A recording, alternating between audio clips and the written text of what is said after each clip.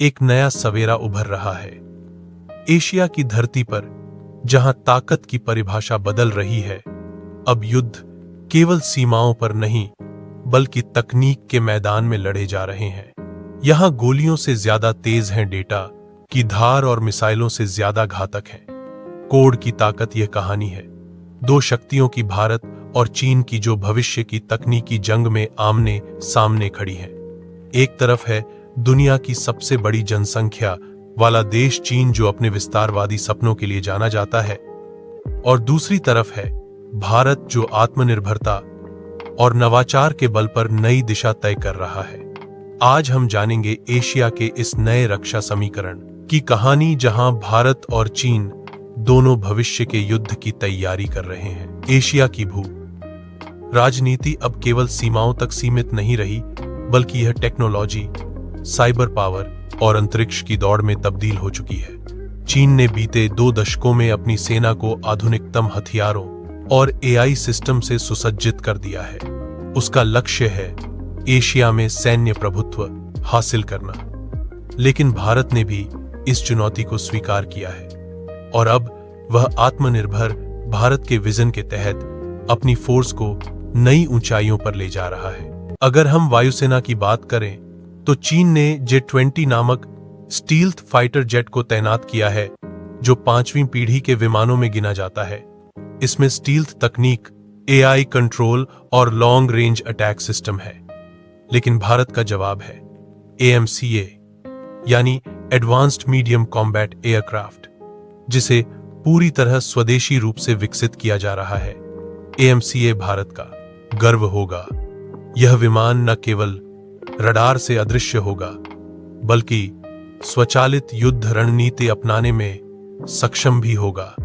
जब यह भारतीय वायुसेना में शामिल होगा, तब भारत वायु शक्ति में चीन के बराबर, बल्कि कुछ मामलों में आगे होगा। मिसाइल तकनीक में चीन के पास डोंगफेंग श्रृंखला की इंटरकॉन्टिनेंटल मिसाइलें हैं, लेकिन भारत ने ब्रह्मोस जैसी सुपरसोनिक मिसाइल से अपनी क्षमता साबित की है।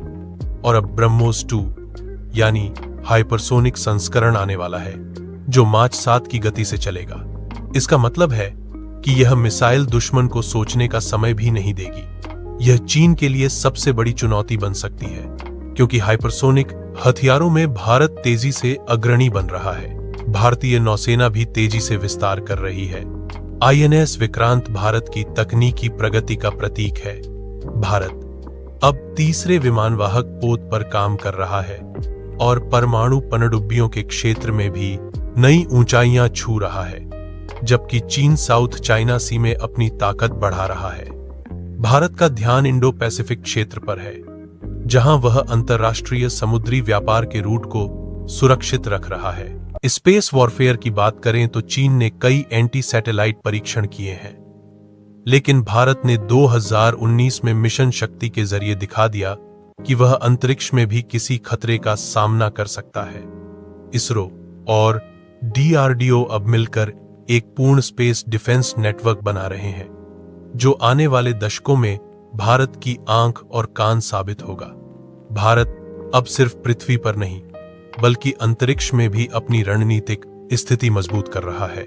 साइबर वॉरफेयर अब आधुनिक युद्ध का सबसे बड़ा हथियार है। चीन लंबे समय से साइबर जासूसी के लिए बदनाम रहा है, लेकिन भारत ने साइबर डिफेंस एजेंसी और NTRO के जरिए अपनी डिजिटल सुरक्षा को अभेद्य बना लिया है। भारत अब AI आधारित साइबर सुरक्षा सिस्टम तैयार कर रहा है, जो किसी भी हमले को तुरंत पहचान और निष्क्रिय कर सकेगा। भारत की साइबर सेना अब डिजिटल सीमा की रक्षा में उतनी ही मजबूत हो चुकी है जितनी थल सीमा पर सैनिक, जहां चीन की नीति आक्रामक विस्तार की है, वहीं भारत का दृष्टिकोण संतुलित और सहयोगात्मक है। भारत यह मानता है कि शक्ति का सही उपयोग शांति बनाए रखने के लिए होना चाहिए। यही कारण है कि भारत ने अमेरिका, फ्रांस, इजराइल और जापान जैसे देशों के साथ मिलकर क्वाड और इंडो पैसिफिक साझेदारी को मजबूत किया है। यह साझेदारी चीन की महत्वाकांक्षाओं को सीमित करने में बड़ी भूमिका निभा रही है। ड्रोन तकनीक की बात करें तो चीन के पास विंगलूंग और CH-5 जैसे कॉम्बैट ड्रोन हैं, लेकिन भारत ने भी गटाक यानी घातक ड्रोन तैयार किया है जो स्टील्थ तकनीक पर आधारित है और बिना पायलट के दुश्मन के इलाके में जाकर हमला कर सकता है। यह पूरी तरह स्वदेशी है और भारत के मेक इन इंडिया प्रोग्राम की सफलता का प्रतीक है। DRDO और कई स्टार्टअप्स अब स्वॉर्म ड्रोन यानी झुंड तकनीक पर काम कर रहे हैं, जिससे सैकड़ों ड्रोन एक साथ मिशन पर जा सकें। लेजर और डायरेक्टेड एनर्जी वेपन अब भविष्य के युद्ध की नई दिशा है। भारत ने इस तकनीक पर रिसर्च शुरू कर दी है। ये हथियार बिना किसी बम या मिसाइल के ऊर्जा की किरणों से दुश्मन को खत्म कर सकते हैं। चीन ने भी इस दिशा में प्रयास किए हैं, लेकिन भारत की वैज्ञानिक क्षमता और युवा नवाचार शक्ति इसे तेजी से आगे बढ़ा रही है। कृत्रिम बुद्धिमत्ता यानी आर्टिफिशियल इंटेलिजेंस अब आधुनिक युद्ध की आत्मा बन चुकी है। चीन पहले से अपने हथियारों और निर्णय प्रणाली में AI का उपयोग कर रहा है, लेकिन भारत ने भी AI इंटेलेक्सी है डिफेंस टास्क फोर्स के जरिए इसे प्राथमिकता दी है। भारत का फोकस है कि AI का उपयोग न केवल युद्ध रणनीति में बल्कि प्रशिक्षण और आपूर्ति श्रृंखला में भी किया जाए, ताकि सेना की दक्षता बढ़े और मानवीय त्रुटियां घटे। भारत की सबसे बड़ी ताकत यह है कि वह इस दौड़ में आत्मनिर्भरता के बल पर आगे बढ़ रहा है। रक्षा उत्पादन में निजी कंपनियों और स्टार्टअप्स को शामिल कर भारत एक नई औद्योगिक क्रांति की नींव रख चुका है। भारत अब केवल रक्षा सामग्री आयातक नहीं बल्कि निर्यातक बन रहा है। 2024 में भारत ने रिकॉर्ड रक्षा निर्यात किया और आने वाले वर्षों में यह आंकड़ा कई गुना बढ़ेगा। 2040 तक भारत की सेना पूरी तरह नेटवर्क आधारित और तकनीकी रूप से एकीकृत होगी।